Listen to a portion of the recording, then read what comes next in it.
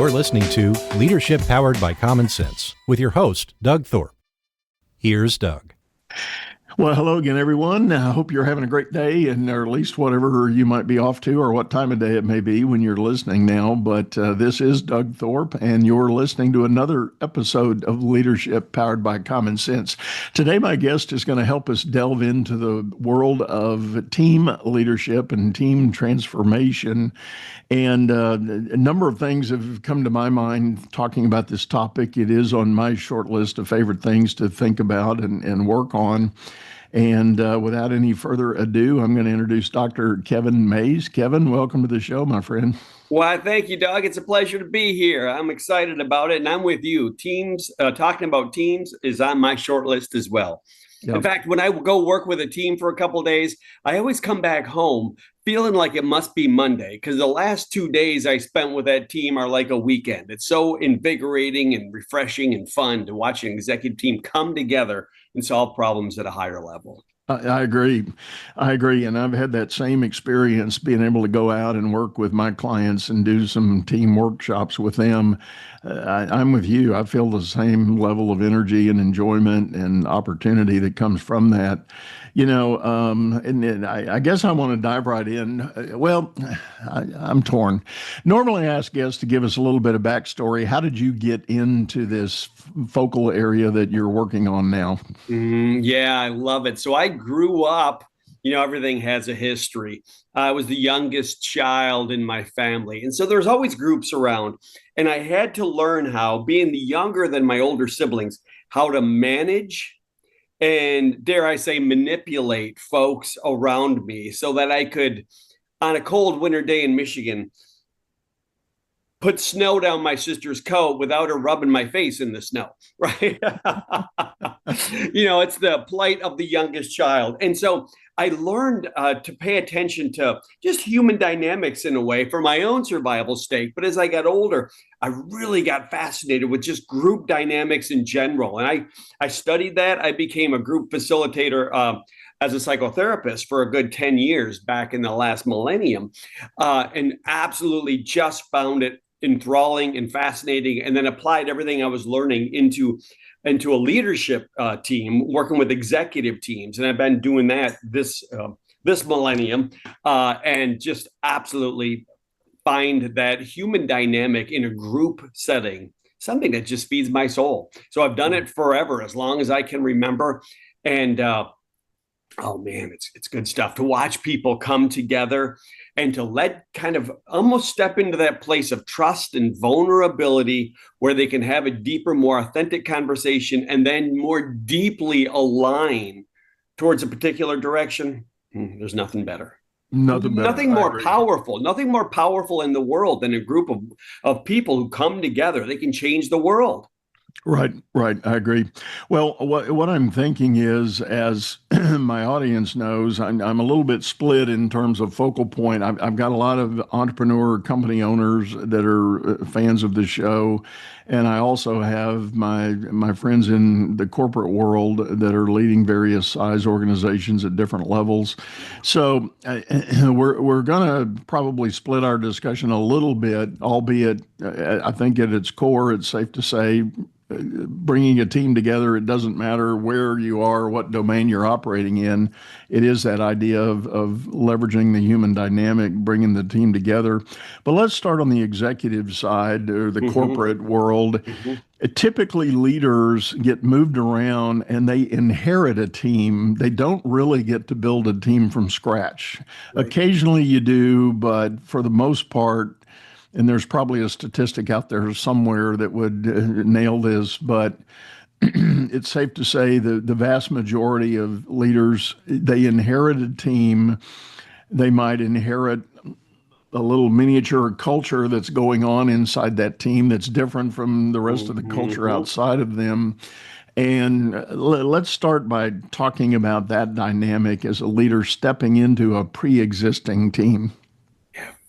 My experience is that is the real work of leadership. And so many leaders or executives step into a role like that, and they are used to behaving a certain way and thinking a certain way. That's what got them there. And then I watch over and over and over again where those same patterns that were the success that drove their success in the past undermine them now.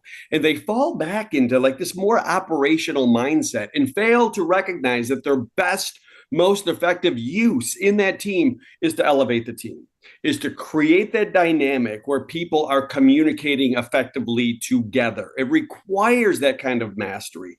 Yeah. And so, yeah, it's often there'll be one or two people who get replaced when a new executive comes in. But that the raw material there is often just waiting to be utilized. And the question is, how do you get the obstacles out of the way and create an environment where people can truly step into their power and thrive? Most people want to. But, it's interesting what I find. You talk about that mini culture on the team. Man, 9 times out of 10, this, it reflects the individual at the top. So when you find a new executive coming in, if they're putting their thumb on things, individuals will feel micromanaged.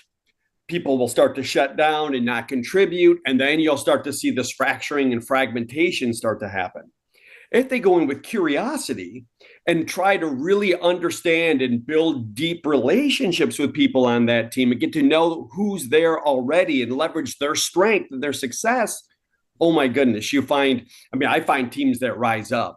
One of the biggest things, it's interesting, and you've seen this, I'm sure, founder syndrome, right? Where the founder of an organization, daddy knows best.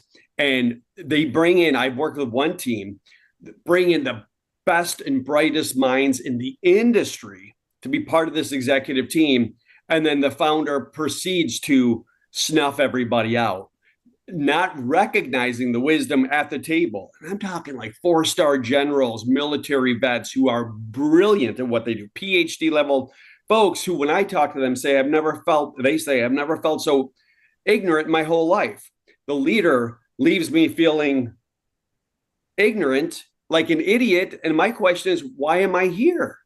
Yeah. And they end up chasing him out. So much of it is like, it's not about managing other people in my mind in the team. It starts with managing yourself, understanding how you show up and the perception that gets formed because they react to you, especially if you're the leader, you're the authority figure. And this is what I think so many leaders miss, is that they become the canvas upon which a human will project their lifetime of authority patterns and issues. So all the way back, we learn how to relate to authority, and now we're in a team and you're the authority and I react to you. And if you don't hear me, value me, or, I don't feel like I'm an included part, I'm going to react to you. The hard thing is the leader will think I'm the problem, but the reality is 100% of the time, it goes back up to the leader. Yeah. It's interesting, and I'm going to add to your comment about the founder squashing everything. It's not just the founder that can do that. I've seen this in bigger organizations where it can be a senior executive like a SVP or EVP type person who shows up as the smartest guy in the room. And he might organizationally be declared the team leader, but by virtue of showing up with that persona of smartest guy in the room, that also squashes creativity, contribution, and everything. And many months ago, I shared a story on the show, and I think it's pertinent again here in the context of what we're talking about. I was coaching an executive once. He was a very accomplished executive. But he was, if you think of it in L1, 2, and 3, L1 being the C-suite, L2 being the EVPs, and 3 being the SVPs. He was the SVP, and he had this EVP he was reporting to, and that guy was notorious for just stifling contribution and communication because he was always one-upping anything anybody said. Mm-hmm. And so I was coaching with my guy, and I said, what if you had a discussion with him one-on-one in private? You're not trying to embarrass him publicly, but one-on-one, just say, and I'm going to call him George. That wasn't his name, but for discussion, I'm going to say that. Just say to him, George, I need to talk to you about something. When we get together, your leadership team, we get shut down because you're always one-upping us and you're always, showing up as the smartest guy in the room. And I'm not trying to be critical. I'm just saying, we could do more for you and with you if we all felt we had an equal voice at the table. And my client thought about that a minute, and then he grinned. He said, "I've got a 4-hour plane trip with the guy tomorrow." He said, "I might try doing that." Yeah. So we got back together a week or so later, and I said, "How'd your trip go?" And he said, "It was amazing." He said, I struggled with the idea. I'm getting ready to end my career right now." He said, "But I did feel compelled. I thought it was brilliant to just approach him that way." And he said, "So I did." And he said, "And I pretty much used every word you gave me. I didn't really restyle it." And I said, "So how'd he take it?" He said, Doug," he said, "it was amazing." He said, he sat there a minute and he started crying. I said, "Really?" And he said, he was so crumbled by that comment personally. He wasn't lashing at me at all. His response was, he said, "Oh my God, I have no idea I'd come across that way." And George said to my guy, he said, "You don't understand." He said, "I just love this business. I am passionate about this business. I hunger to know about this business and do it well." And he said, "I really want everybody around me to have some of that." And he said, "That would be the last thing I want to do was stifle anybody." And he said, I can honestly say I have never gone into any of our meetings intending to make somebody feel bad or less than talking about these things. I just like to elevate the discussion about what we're wanting to do and needing to do. He said, "I'm going to take this to heart." And he said, I'm going to really figure out a better way we can do this." And sure enough, a couple more weeks later, my client told me, he said, at our next team meeting, the guy came in and said, "Folks, I've been informed that I am the roadblock here." He said, I want to lead with an apology. I am so very sorry. That is the furthest thing from my intent." And he said, "I want to open the door and elevate the discussion here." And he said, "I'm going to make a commitment as best I can to try to speak last. I want you guys to talk about our issues and our things and our programs. And I may have something I want to add, but if I do add it, I'm not trying to diminish anybody else's work.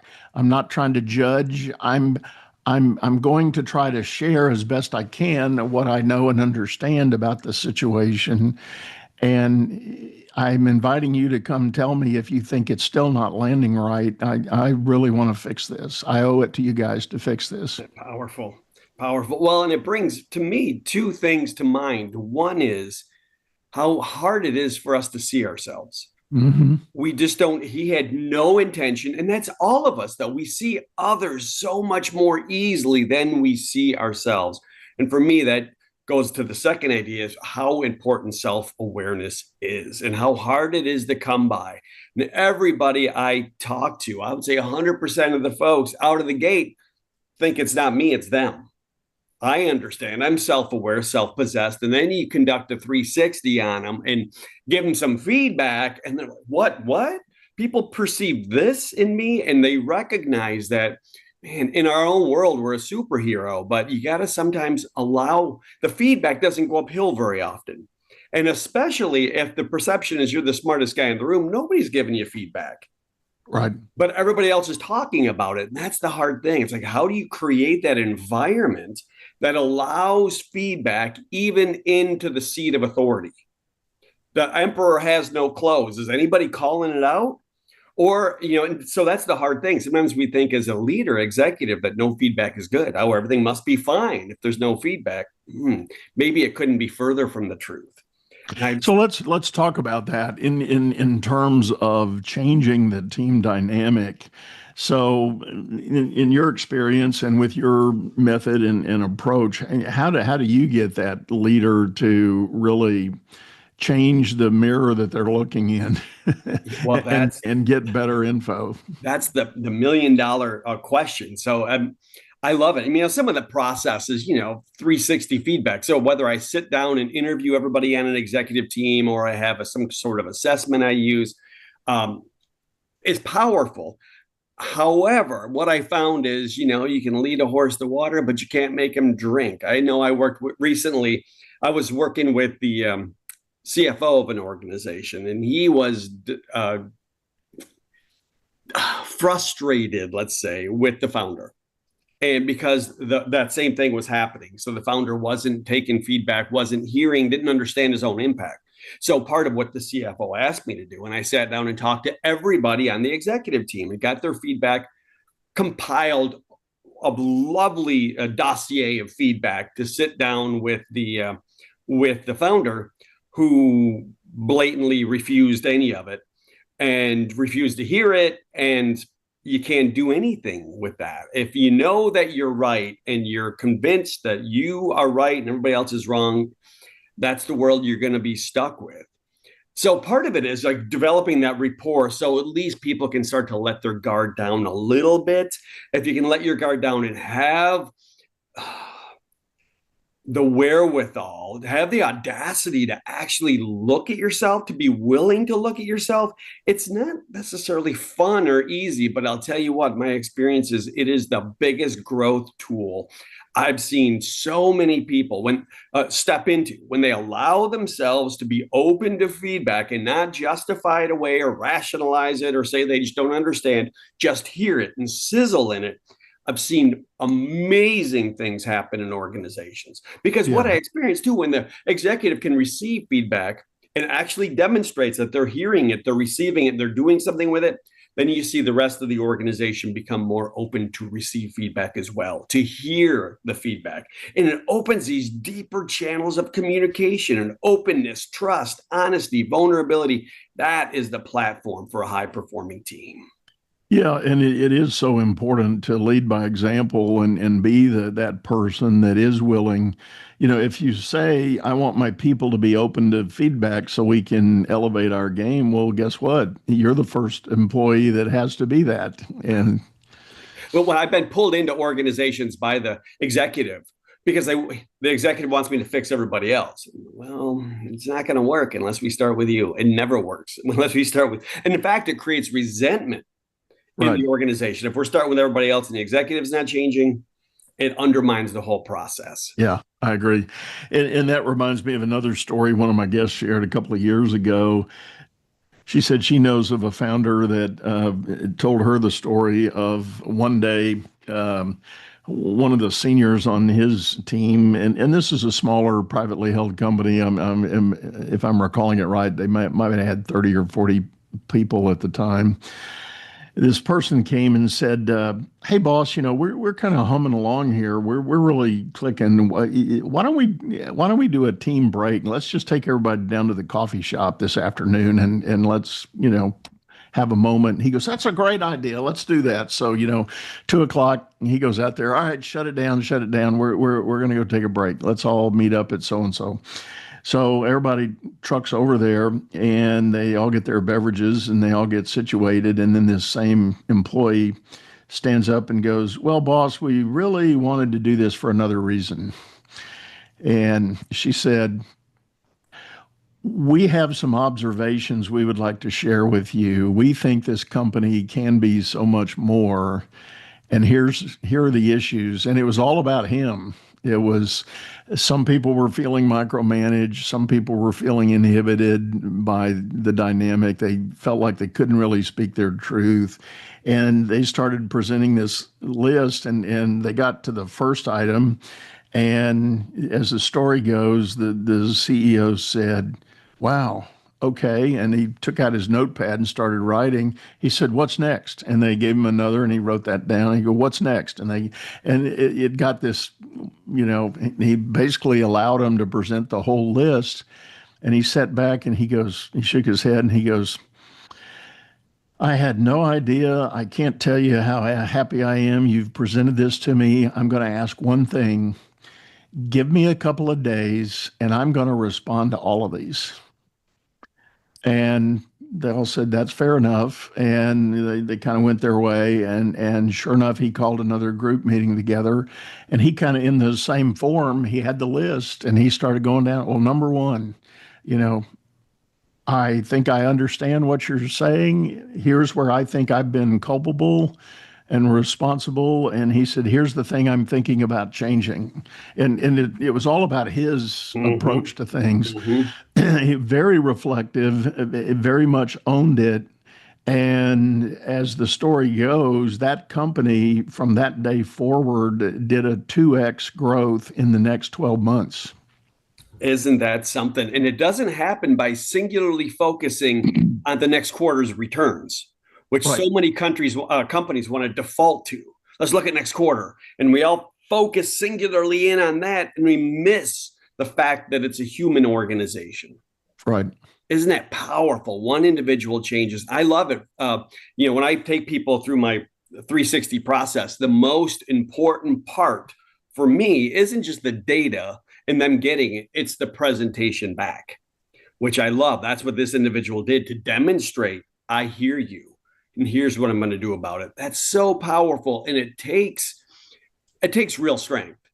In my mind, so many people as men of our age, we learn to be strong is to be stoic, not to have emotion. Big boys don't cry, never let them see a sweat. So we kind of can sometimes show up with this impenetrable face. I see so many executives do that, but to be able to let down that guard, to take it in, because it would have been easy to explain it all away and to say, how dare you? No, I'm the one in charge. And I've seen executives do that. And it undermines everything they're trying to accomplish. Right. But to have that kind of ability to sizzle in your own juice a little bit, to actually take it in, that's profound. And I love it. They 2x their business. There's the results. That's what it's all about. Right. Well, and I tell my executives when I'm doing just the one-on-one coaching with them, as we identify things that they believe they're aware of and want to change, I encourage them really without exception, once you kind of develop this plan of what you think you want to work on next, and you kind of alluded to it in your early comment, it's kind of the what got you here won't get you there idea. If you're sensing, feeling, and knowing some opportunities you've got and you want to commit to work on them, I tell them, share it with your team. Tell them what you've identified. Be proactive in going out there and saying, hey guys, I've hired a coach. I've been doing some work, and here's what we've come up with that we're working on. This point forward, I want to open the door and have you give me feedback. Hold me accountable to what I'm telling you I want to work on. And, oh, by the way, if you don't think what I've identified is the right thing, tell me that too. Yeah. Because I've declared a season of change. I want to do better at what I'm doing for you and with you. And be transparent, be open, and be willing to own that developmental effort. But the only way you can is by inviting your team to hold you accountable. One of my favorite stories is working with an executive. We went through an intensive 360 process, and this was the nicest guy on the planet. So nice that he didn't give people the feedback they needed sometimes. He would sugarcoat it, gloss it over. And because of that, there was this culture that lacked accountability. He didn't hold people up firmly enough. So I love it. He took all this feedback, and it was very clear that was something he needed to do. So when he presented to the team, he just was able to lift specific comments off the page and say, here's the perspective, and just owned it in a way that didn't necessarily match his self-concept. And that's where the dissonance or the frustration can happen. But I love it, the way he owned it and the way he got them to hold him accountable. He got them to hold him accountable to holding them accountable. And when you get in a position like that, when they're insisting that you hold them accountable, because they all want to be leveled up. They don't want to feel like they're let off the hook, or one person's let off the hook while they're carrying all the heavy load. creates a disequity. So it was just fantastic. I love that he forced or insisted that they hold him accountable to holding them accountable. I thought that's just brilliant. Yeah. Yeah, it is. And you're right. I think particularly in the accountability realm, your rock star performers don't suffer that for long. Yeah. They don't want to carry other people's water, and they watch somebody else get away with anything that is less than. And that also borders on a thesis that I have come to embrace.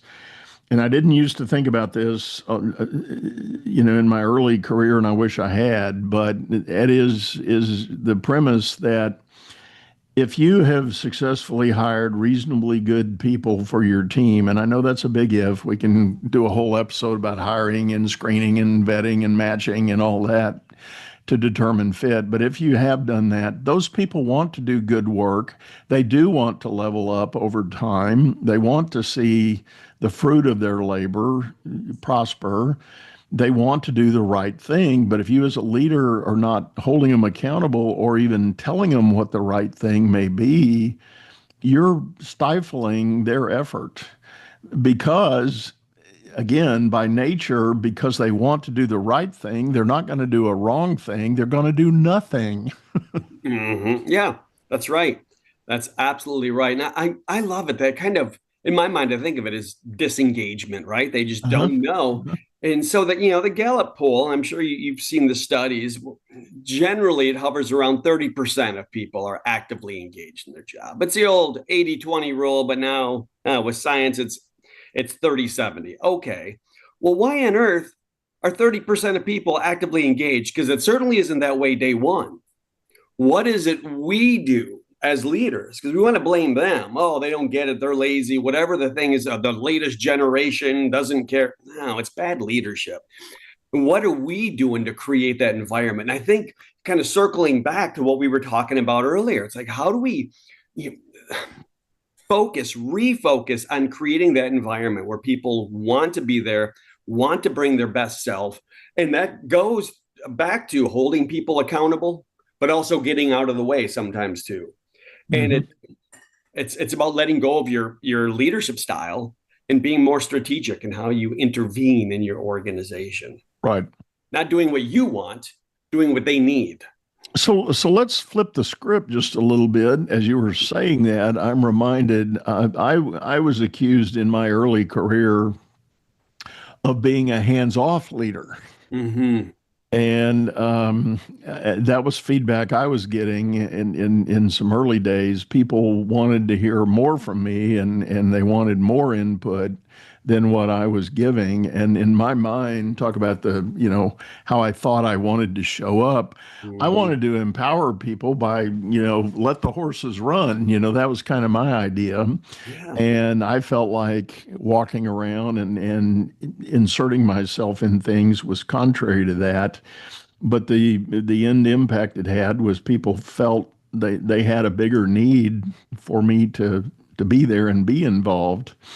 So that was a real revelation for me, and it came as a product of a 360 that we did. So talk about those leaders that might be guilty of that, as I was. Well, I think it's fantastic. Back to, in my mind, kind of the drives the way we actually form our personality coming into the world, right? We got this blank slate, and based on our family of origin and our sibling position, our birth order, all this stuff, we start to form these neural connections happen, right? They say 1 billion neural connections a day are happening in our brain. And that's simply a product of us having a prefrontal cortex being born too early. So we're not fully baked. So we're susceptible to external influences, unlike animals, the rest of the animal kingdom. We're susceptible, and we form these patterns and learn how to be in the world. And so individuals will, 100% of the time, you can track back this programming. I think of it like the software that got uploaded into our minds. It still plays itself out decades and decades later in ways that were survival mechanisms when we were 3, 5, 7, 10 years old, and now they're still kind of in charge of us. And so we learn to be independent, and so we project that onto the world. Oh, we don't want to. And when somebody gives us that guidance, we feel like it's stifling to us. We wouldn't want to do that to anybody else. So we do the thing that we want, which often isn't what others need. And that's the real work. I mean, that's why it goes back to self-awareness. It's so powerful, but we don't see it. We project it onto others. We don't see ourselves, but we see it through the object that we're perceiving. And we think, hey, I don't want to be micromanaged, right? You don't want to be micromanaged. You want to be empowered. So you're going to be the empowerer. In the meantime, people are flailing and you don't even know it because it's not part of your paradigm. So that's, in my mind, the real executive work is to step out of your own head about what you need and step into the minds and the psyches of other people and to recognize, and they move through the world completely different. It astounds me that our society works as different as people's minds are, that somehow this whole thing functions. Because when I talk to folks, executives, sometimes they have such interesting, diverse perspectives that if you don't recognize that your way is not the way, you're going to undermine yourself. Yeah. You experience it. I've experienced it as well. You touched on something that is also an interesting dynamic that I've seen, and I call it, for leaders, considering whether you need to be leading from the front or leading from the rear of the team you've got. And here's what I mean by that.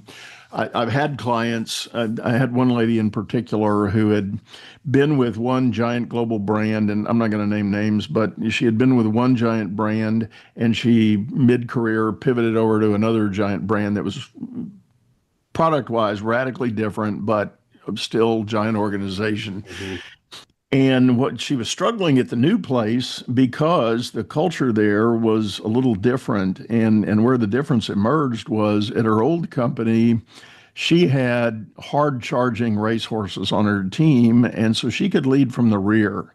Mm-hmm. She could kind of say, hey, folks, the hill's over there, go get it. And they would, charge off. And they would each do their thing appropriately, and not too dissimilar from a general on the battlefield. The generals really don't usually show up on the front line. They're leading a little bit from the rear. Mm-hmm. They're looking at that big picture out there going, oh, there's movement over here. Go to the right, or, go to the left, go to the left. And but other organizations, the people still may be gifted and talented, but they have been nurtured by a culture that says, don't act until the boss says act. And that's more of a lead from the front requirement to say, I'm going to pull you along. You're going to come with me.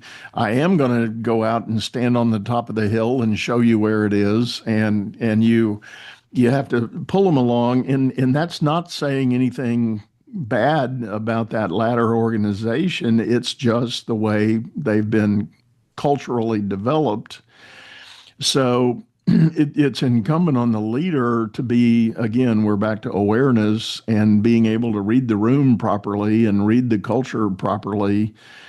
And back to my original point, typically in the corporate setting, you inherit teams, you don't get to build them. So you've got to work with what you got. And I like your analogy that you got the materials there. What are you going to do to maximize the ability to level up that group that you do have?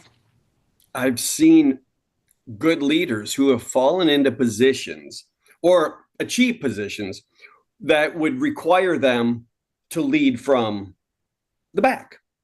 And so they do that again and again and again. And they know they've got their leadership dialed in. They have great teams. And then they go to a team that requires them to lead from the front, but they don't know how to do that or don't think in those terms. And what they see is a team that's failing. And they believe the team's the problem. And they don't realize 100% of the time when the team, if you're a team leader and your team is not functioning the way you need, it's not a team issue. It's a you issue. Start with you. That's why I say lead yourself first. Understand that your way is not the way. And getting out of the way and figuring out, do you need to be in front, in back? Where do you need to be is absolutely key. Yeah. I agree, and that's such a powerful dynamic. And some, as you said, some think, well, I've developed my own framework, and that's all there is, and that's what I bring. And Hmm. if you don't get me, shame on you, that kind of thing. And that's just not.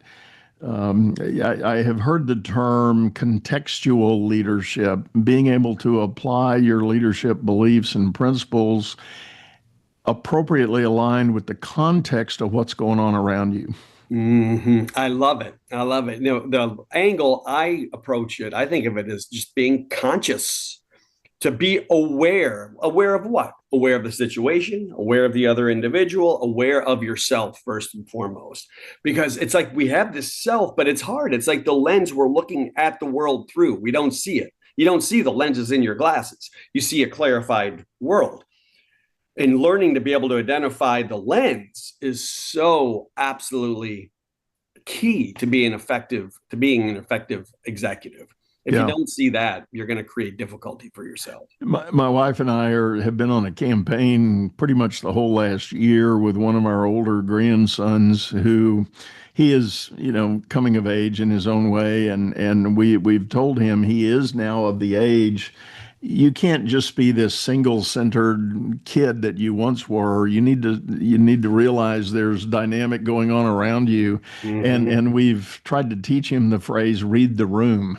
Yeah, yeah. If if if the room is sitting around the barbecue pit in the patio and joking and laughing, well, you can be a little more silly. But if the room is a little more serious, don't come blowing in and try to get everybody's attention on something that you've got on your mind that may be totally unrelated to whatever else they're talking about. You need to respect Hmm. what's already happening and figure that out before you decide on what you're going to share.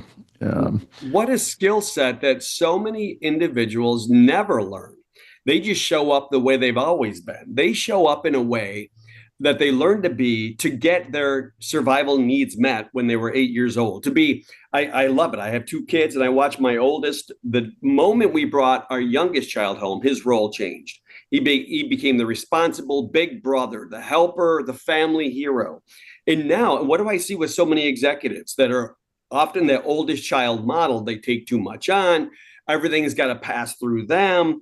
If you want it done right, you do it yourself, and they can become the complete bottleneck in their organization. And it's not because they're intentional, it's because the autopilot patterns they developed early on are still at play today. And they're living on DOS programming, and it's time to upgrade. Yeah. Let me ask one last question that I think might be related to that. I run into this frequently with my clients. High achievers tend to suffer some element of perfectionistic thinking, and I do not have the therapy background. I've done some study in brain science and some of that, but tell me your take on that. The person that maybe is a self-admitted perfectionist, where does all that come from, and what can they do as leaders to kind of tamper that and temper that, I should say? Underneath, we all develop these identities that are compensatory, right? So underneath it all, you think about it, we come into the world, we're feral little creatures, wide open energy, and we get these messages from the environment around us that we need to constrict and contain, and that wildness is not okay. And so we all kind of fit into a mold, and that mold helps us we learn that if we step outside of the mold, it's not okay. There's a part of us in all of our psyche, we're not good enough, we don't measure up, we're not smart enough, we're worthless, unlovable, whatever it is. And so what I find with extreme high achievers, often they can be the ones that when they peel that back, there's some deep level of self-doubt that the high achieving covers up. And so for me, it comes back to, if you want to truly change, peel back that layer and know that it's going to be uncomfortable, because the way you keep the self-doubt hidden is to always be perfect, to always be the one who's carrying the weight for everybody, always be the pleaser, always be the hard worker. Whatever the story is, your success drivers, they were designed as a success mechanism early on to keep that that fallibility hidden, because there was a belief that was your own survival at that age, right? And there's some truth to that. You had to get your attention needs met. But now here we are decades later, still playing that out. The work is, in my mind, allowing yourself to be okay, not being okay, to allow yourself to kind of be in that internal squeamishness of feeling like, oh, you know how it is sometimes. I mean, I'm 50 some years old, and sometimes I feel like I'm in trouble.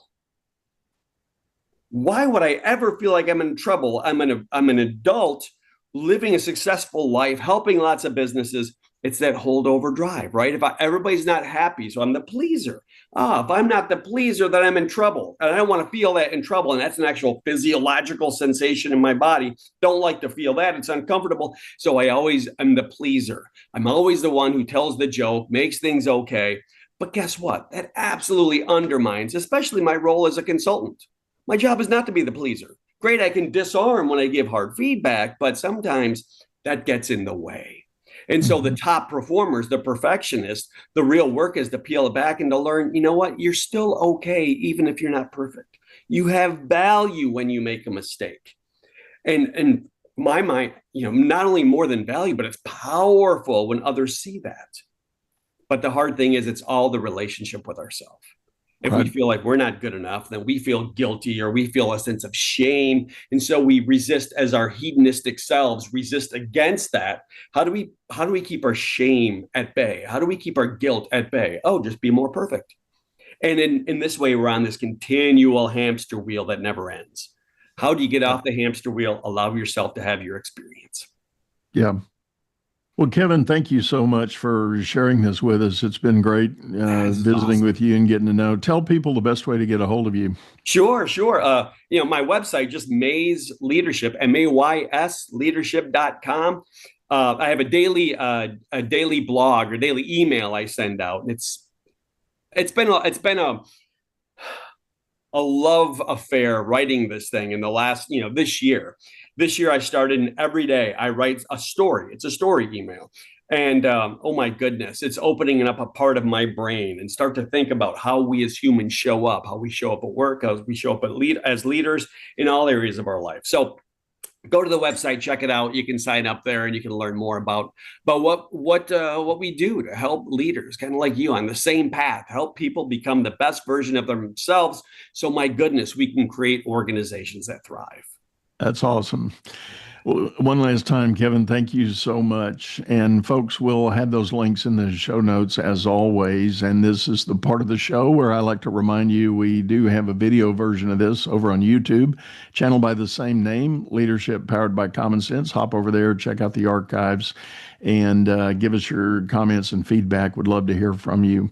If you need to get a hold of me, reach out at my website, dougthorpe.com, and you'll have an opportunity to schedule a free discovery call or take advantage of some of the resources I've got there to download and look through. But with that, I think we're done for today. We're going to wrap up. Say goodbye. Go out there and make it a great day. Be great.